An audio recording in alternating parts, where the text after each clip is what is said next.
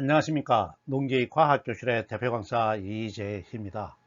설날 연휴에 걸쳐서 개인적으로 많은 일정이 있어서 동영상 올리는 것이 조금 늦어졌습니다.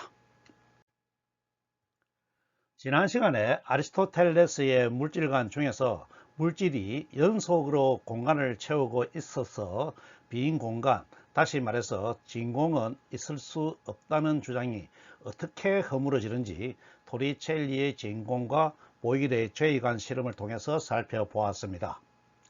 오늘부터 몇 번의 동영상으로 물질을 구성하는 권원은 물, 공기, 흙, 불 4가지이므로 만물은 이들 4가지 원소로 이루어져 있다는 4원소 이성질 변환설이 어떻게 허물어지는지 살펴보겠습니다.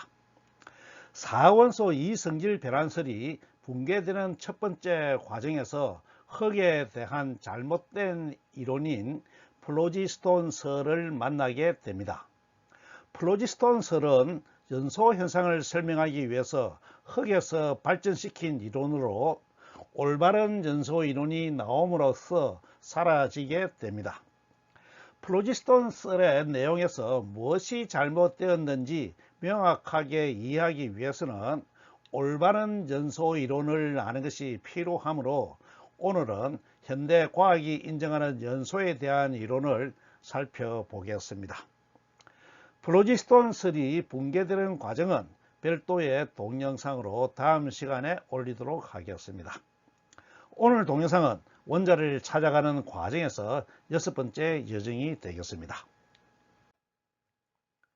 사전에서 연소를 여러가지 산화 반응 중에서 물질이 산소와 결합하는 화학 반응으로 정의합니다. 연소가 산소와 결합하는 반응이므로 산소는 연소에 반드시 필요한 물질이 되겠습니다.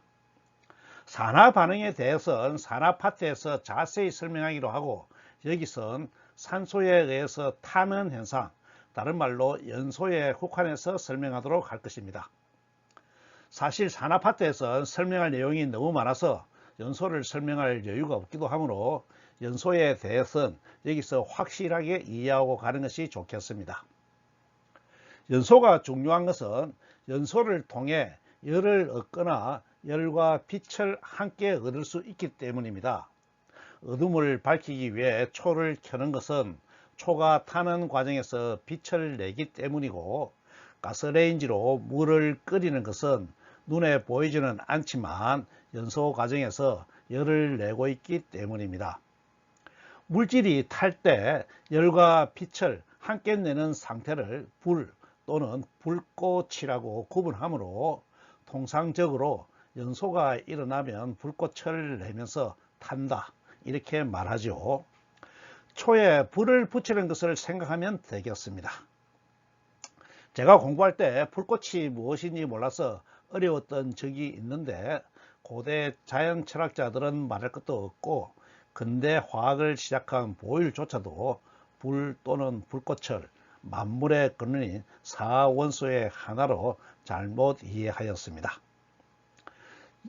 연소를 구체적으로 살펴보기 전에 타는 물질과 타지 않는 물질을 구분할 필요가 있는데 타는 물질은 가연성 물질 또는 연료라고 하고 타지 않는 물질은 불연소 물질이라고 합니다. 석탄, 석유, 천연가스 등을 화석연료라고 할 때 이들은 태울 수 있는 물질이고 태우면 빛과 열을 얻을 수 있다는 의미가 포함되어 있습니다. 가연성 물질은 특별히 온도와 압력을 변화시키지 않은 상태에서 고체 상태, 액체 상태, 기체 상태로 존재합니다.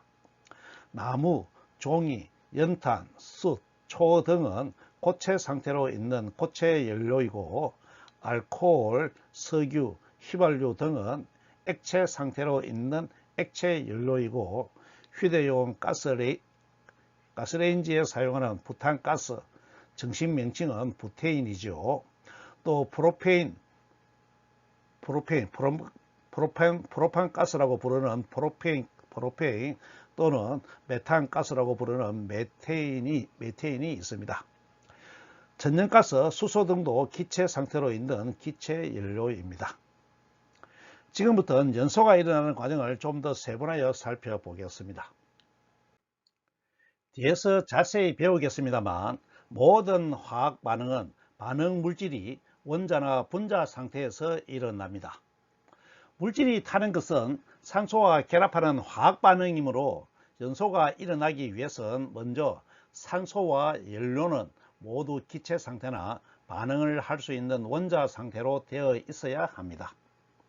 산소는 공기 중에 약 21%가 산소이므로 산소는 이미 기체 상태로 존재하고 있습니다. 기체 연료도 이미 기체 상태로 존재하고 있으므로 문제가 없겠습니다. 하지만 고체 연료나 액체 연료는 연소가 일어나기 전에 먼저 화학 반응이 일어날 수 있는 기체나 원자 상태로 바뀌어야 합니다. 그런데 물질의 물리적 상태는 온도의 변화에 따라 변하는 것을 우리는 알고 있습니다. 그러므로 고체 연료나 액체 연료를 기체로 만들기 위해서는 온도를 높여주어서 열 분해를 하여야 합니다. 이 같은 열 분해를 위해서 연소에는 열이 꼭 필요합니다. 또 일상생활에서 기체 분자 하나가 찰나의 연소가 일어난 다음에 꺼져버리는 것은 연소에서 의미가 없으므로 빛이나 열을 넣는 의미 있는 연소가 되기 위해서는 어느 정도 큰 덩어리의 기체가 필요합니다. 그러므로 연료에 의미 있는 연소가 일어나기 위해서는 연소가 계속해서 일어날 수 있는 최소량의 기체를 만들어야 하겠습니다. 또 최소량의 기체를 만들기 위해서는 열분해를 할 수 있는 에너지의 공급을 할 수 있어야 하고, 에너지 공급을 위해서는 높은 온도가 필요한데, 이렇게 필요한 열을 공급할 수 있는 온도를 인화점이라고 합니다. 그러므로 충분한 양의 가연성 물질, 고체 연료나 액체 연료가 인화점에 도달할 수 있는 열을 공급받으면 탈 수 있는 상태에 있게 됩니다. 물론 기체 연료도 일정한 양의 기체 덩어리가 되어 있어야 하겠죠. 인화점이 상온보다 낮으면 조금만 불씨해도 언제든지 불이 붙을 준비가 되어 있는 상태이므로 취급에 주의하여야 하겠습니다. 인화점은 물질마다 다른데 화학자들이 미리 조사를 하여서 확인해 두었습니다. 기체 연료는 모두 음수의 온도를 인화점으로 가지므로 대단히 위험합니다. 액체 연료도 대부분의 물질이 음수와 실온 이하의 낮은 온도를 가지는데, 자동차의 연료가 되는 액체 가솔린은 약 마이너스 43도 정도가 됩니다. 실험실에서 사용하는 알코올은 상대적으로 높은 온도이지만 약 15도 정도로 취급에 조금 주의가 필요하고, 석유 난로의 연료인 등유의 인화점은 40도 이상으로 비교적 안전한 연료이므로 일상생활에서 많이 사용합니다. 또 기체 상태의 가연성 물질에서 실제로 화학 반응이 일어나기 위해서는 반응 물질을 원자 같은 반응 단위로 분해하는 에너지가 필요한데, 이 에너지가 필요한 것은 이해가 되지요. 이 같은 에너지를 활성화 에너지라고 합니다. 그러므로 실제로 연소가 일어나기 위해서는 인화점에 도달하는 에너지에 추가하여서 활성화 에너지도 필요합니다. 두 에너지를 달리에 비유해 보면, 인화점에 도달하는 에너지는 반응 물질을 출발선에 정렬하는 에너지이고, 활성화 에너지는 출발시켜서 목적지인 연소에 도달하게 하는 데 필요한 에너지에 비유할 수 있겠습니다. 만약 인화점에 도달한 가연성 물질이 활성화 에너지를 공급받으면 연소라는 목적지에 도달하게 되므로 저절로 불이 나게 되는데, 이 온도는 매우 중요하므로 발화점이라고 하여 구분합니다. 발화점에 도달한 연료는 스스로 불을 일으키게 되겠죠. 발화점은 인화점의 활성화 에너지에 해당하는 온도를 더한 온도가 되겠습니다. 가연성 물질이 발화점에 도달하면 스스로 불이 붙을 수가 있으므로 건조한 날 저절로 산불이 나는 것은 낙엽 같은 가연성 물질이 발화점에 도달하였기 때문입니다. 발화점은 인화점에 활성화 에너지에 해당하는 온도를 더하면 수식으로도 구할 수 있는데 일반적으로 아주 높은 온도를 가집니다. 예를 들어서 부테인은 400도 이상, 등유는 260도, 알코올은 400도 이상의 온도가 필요합니다. 그림은 탄소 덩어리인 수철 태우는 연소 과정을 에너지로 표현한 것입니다. 세로축이 에너지의 크기를 나타냅니다. 반응물인 숯과 산소가 인하점에 고체와 기체 상태로 있습니다. 반응물의 연소 반응이 일어나기 위해서는 숯과 산소 분자를 원자로 분해하는 높은 에너지가 필요합니다. 반응물이 이 에너지를 공급받으면 반응물은 반응 단위인 탄소 원자와 산소 원자로 분해가 되죠. 열분해를 한 것입니다. 이렇게 열분해를 위해 공급받은 에너지가 활성화 에너지가 됩니다. 그러면 인하점에 활성화의 에너지를 더한 온도가 발화점이 되겠습니다. 탄소와 산소가 활성 상태에 도달하면 보다 안정된 상태를 유지하기 위해서 연소 반응이 일어나서 기체 상태의 이산화탄소를 생성합니다. 이 이산화탄소는 에너지상으로 매우 안정되므로 이산화탄소가 가진 열 에너지의 크기는 반응물이 가졌던 에너지의 크기, 즉 인하점보다도 낮습니다.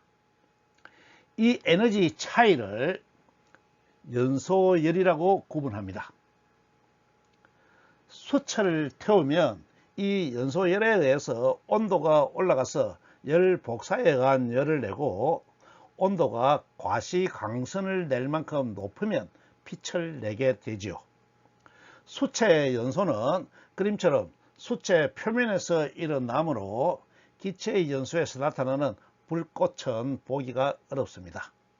불꽃은 기체가 빛을 내면서 타는 현상이므로 기체의 연소가 아닌 표면 연소에선 불꽃을 보기가 어렵습니다. 일반적으로 금속 가루를 태우는 경우에도 표면에서 연소가 일어나므로 불꽃을 보기가 어렵지요. 이번엔 점화원에 대해서 알아보겠습니다. 일상생활에서 가연성 물질이 인하점에 도달하였다고 해도 타기 위해서는 발화점에 도달할 수 있는 열을 외부에서 공급받아야 합니다. 다른 말로 가열을 하였다고 합니다. 일상생활에서는 열의 공급은 성냥불 같은 점화원이 이 같은 역할을 합니다. 성냥불이 있어야 불을 붙일 수 있는 것이죠. 점화원이 가연성 물질이 발화점 이상의 온도가 되도록 만들어서 연소가 일어나게 하는 것입니다. 그러므로 일상생활에서 연소를 강제로 일으키기 위해서는 발화점까지 온도를 높일 수 있는 점화원이 반드시 필요합니다. 점화원의 역할에 대해서 잘 이해가 되었죠. 물론 에너지의 공급은 성냥불과 같은 직접적인 화기가 아니어도 다른 방법으로 공급할 수가 있습니다.